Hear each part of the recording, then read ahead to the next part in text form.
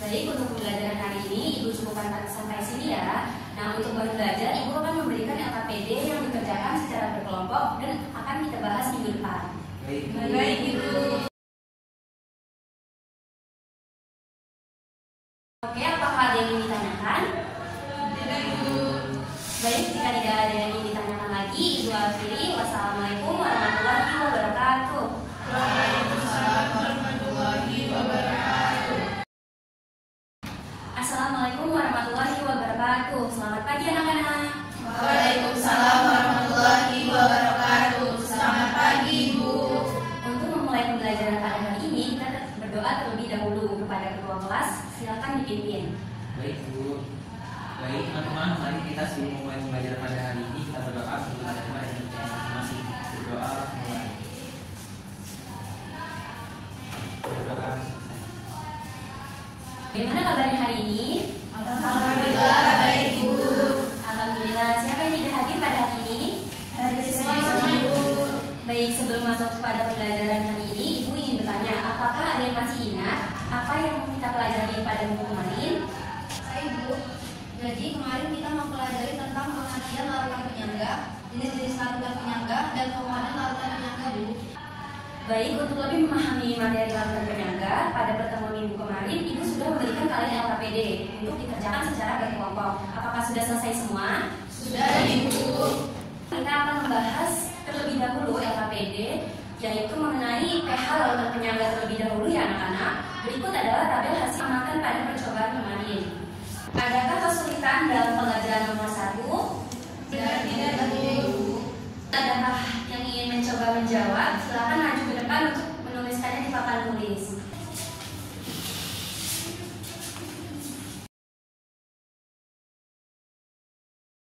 Baik, terima kasih untuk kelompok 1. Jadi jawabannya kurang tepat ya. Adakah yang memiliki jawaban berbeda?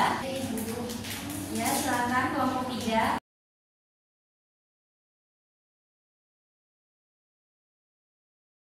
Oke, terima kasih untuk kelompok 3 atas jawabannya. Dari jawaban teman-teman kalian tadi sudah kelihatan ya perbedaannya. Untuk kelompok 3, adakah yang ingin menjelaskan mengapa mol awal CH3COOH dan mol awal CH3COONA yang berbeda dengan kelompok 1?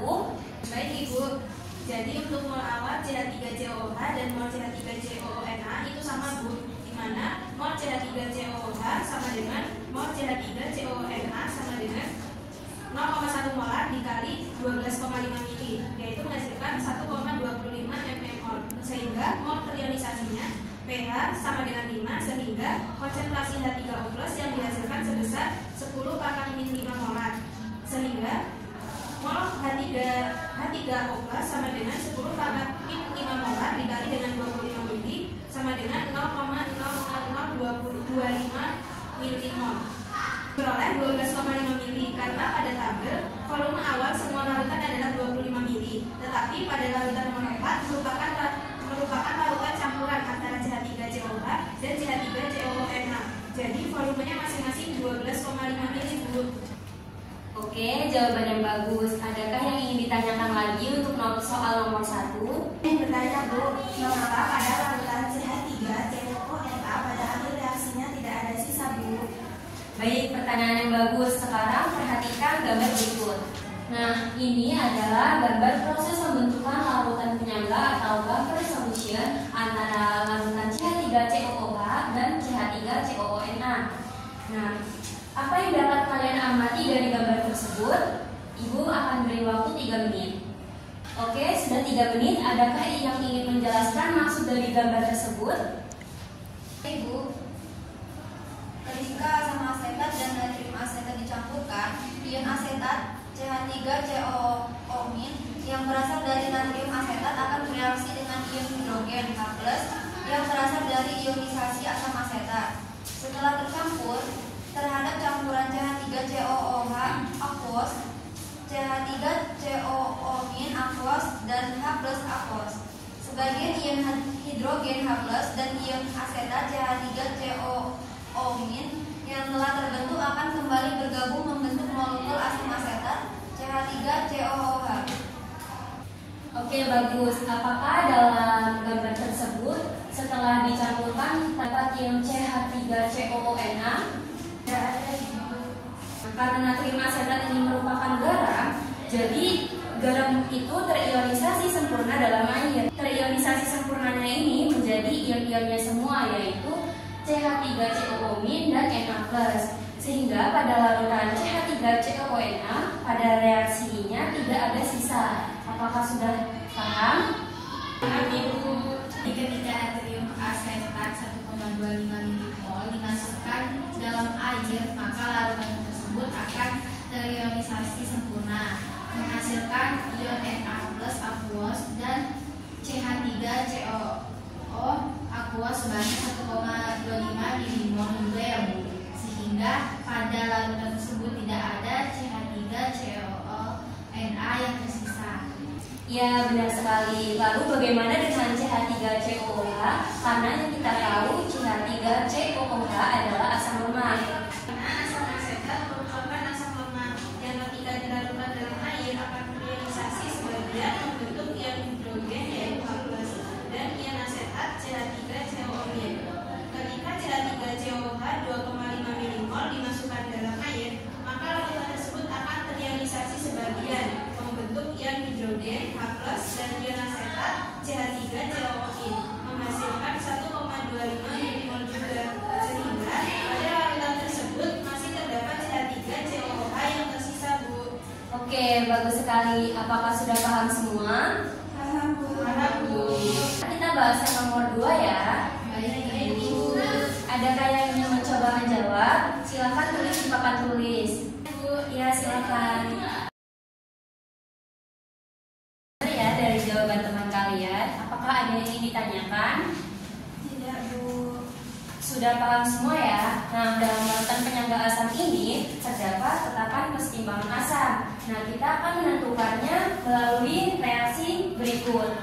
Nah, jika kedua larutan ini dicampurkan, yang terionisasi campuran hanyalah ion CH3COO- dan ion H+. Nah, seperti yang sudah kita bahas di atas bahwa ion CH3COO- dan ion H+ dari CH3COOH dalam campuran larutan tersebut akan membentuk kembali menjadi asam lemahnya, yaitu CH3COOH. Karena CH3COO-Na itu mengandung garam, maka apa yang akan terjadi? Di dalam campuran larutan tersebut, ion CH3COO- hanya berasal dari garamnya ya, Bu. Benar, oleh karena ion CH3COO- hanya berasal dari garamnya, maka konsentrasi ion CH3COO- dan ion H+ berbeda. Kita tahu bahwa asam asetat adalah asam lemah, maka dari persamaan reaksi tersebut, untuk kesetimbangan asam lemahnya adalah sebagai berikut.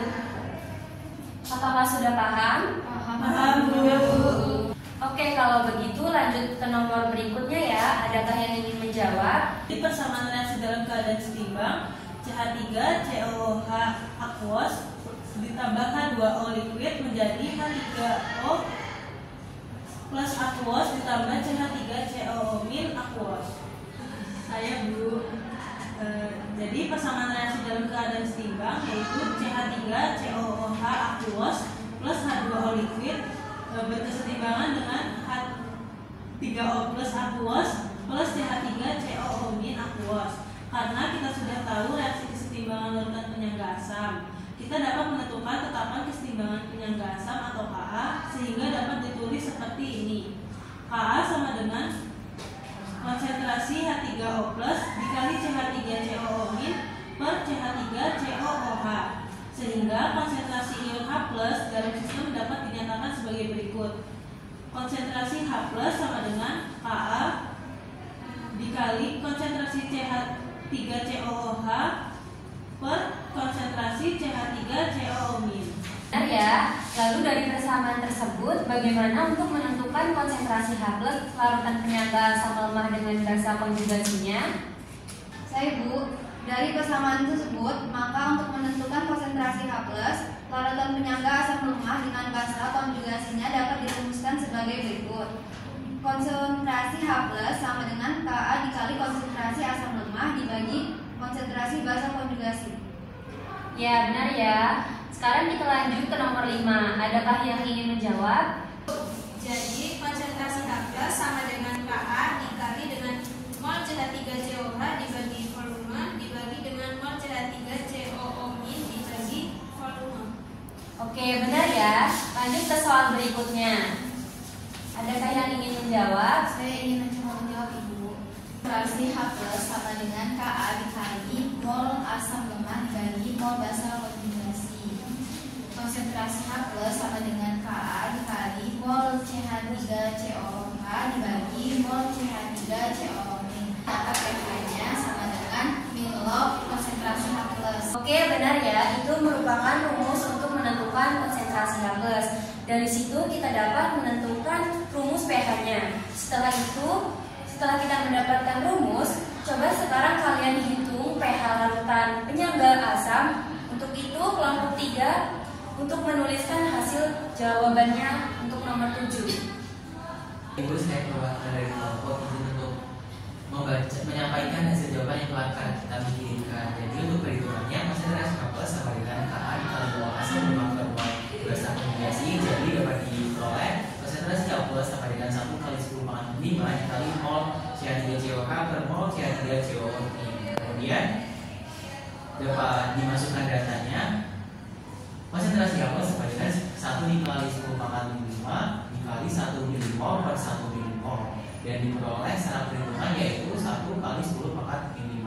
Oleh karena itu dapat dihitung nilai pH-nya setelah ditemukan nilai konsentrasi H+ 10⁻⁵, pH sama dengan min log H+ sama dapat dihitung pH sama dengan min log 10⁻⁵. Maka pH-nya adalah 5. Terus, sepertinya kalian sudah paham. Sekarang kalian sudah bisa menghitung pH larutan penyangga asam.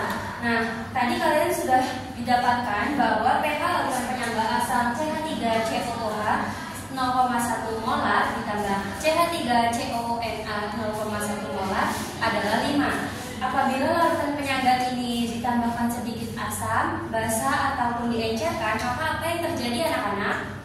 pH-nya tetap 5, Bu. Ya, benar. Untuk membuktikan hal tersebut, mari kita bahas kelarutan penyangga basa terlebih dahulu ya. Untuk itu, Ibu minta kelompok 2 untuk menuliskan hasil diskusinya. Ya, silakan.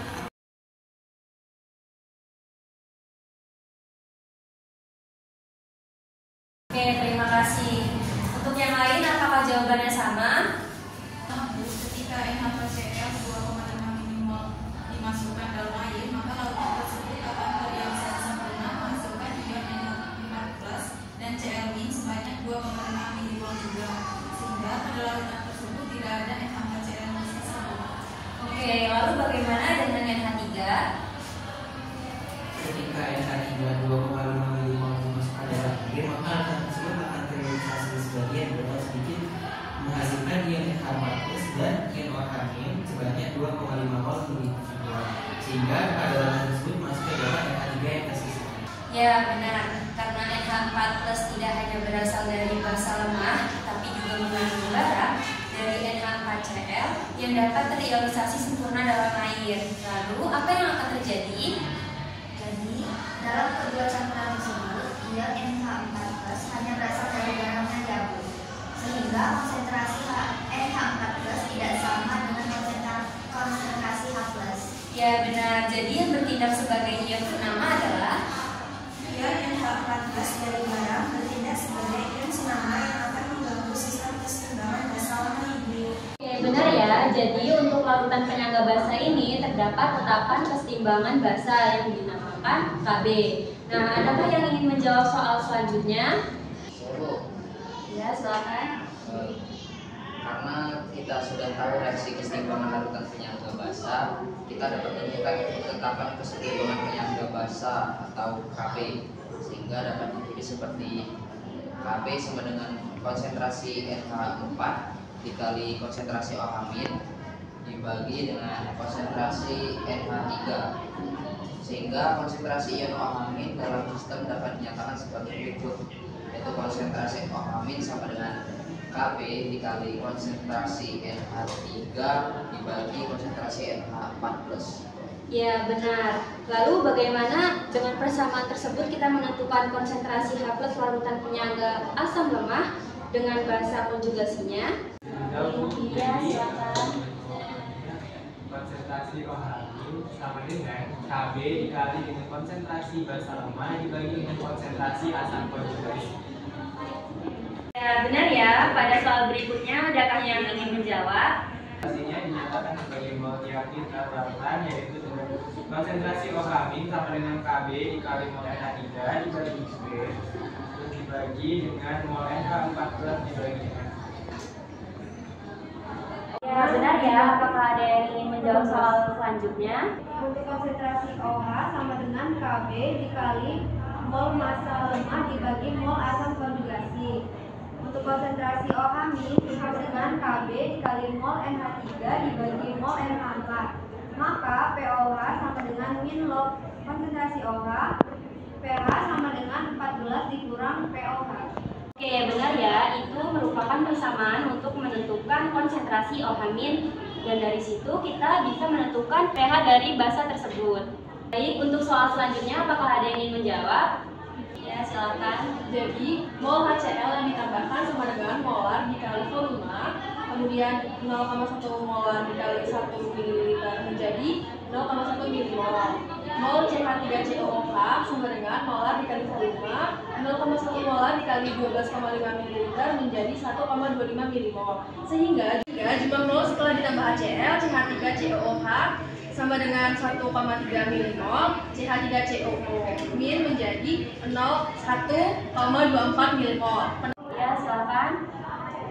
Ini bereaksi dengan CH3COO Ibu. Benar. Apakah yang lain sama jawabannya? Sama, Ibu. Nah, bagaimana dengan pH-nya? 5 Ibu. Nah, jadi keseimbangannya bergeser ke arah mana? Ke arah kanan, Ibu. Ya, benar. Kita lanjut ke nomor berikutnya ya. Adakah yang ingin menjawab? Ya, silakan. Mol NaOH yang ditambahkan sama dengan mol dikali volume, yaitu 0,1 mol dikali 1 mili menjadi 0,1 milimol. Lalu mol NH4Cl sama dengan mol dikali volume, yaitu 0,1 mol dikali 12,5 mili. Hasilnya itu 1,25 milimol. Sehingga jumlah mol setelah ditambah HCl, CH3COOH jumlahnya 1,24 milimol. Lalu CH3COO- hasilnya 1,35 milimol. Ya, benar. Dari reaksi tersebut, ion OH- dari NaOH bereaksi dengan apa? Jadi bereaksi dengan OH- dari NaOH bereaksi dengan CH3COOH Bu. Ya, benar. Dari persamaan tersebut, ion H+ dari H2O bereaksi dengan ya. Bereaksi dengan ion CH3COO Bu. Ya, maka keseimbangannya bergeser ke arah Ibu. Ya, benar. Lalu bagaimana dengan pH-nya? pH-nya terakhir Ibu. Ya, benar. Apakah jawabannya semua sama? Sama, Ibu. Saja lanjut ke soal yang berikutnya, yaitu untuk pH larutan penyangga basa dengan menjawab soal nomor 16. Adakah yang ingin mencoba menjawab? Bagaimana dengan pH-nya? pH-nya kita beri 5 Bu. Ya, benar. Kita lanjut ke soal berikutnya. Apakah ada yang ingin menjawab? Ya. Jadi mol H2O yang ditambahkan itu sama dengan molar dikali volume, di mana 0,1 molar dikali 1 ml dan menghasilkan 0,1 milimol.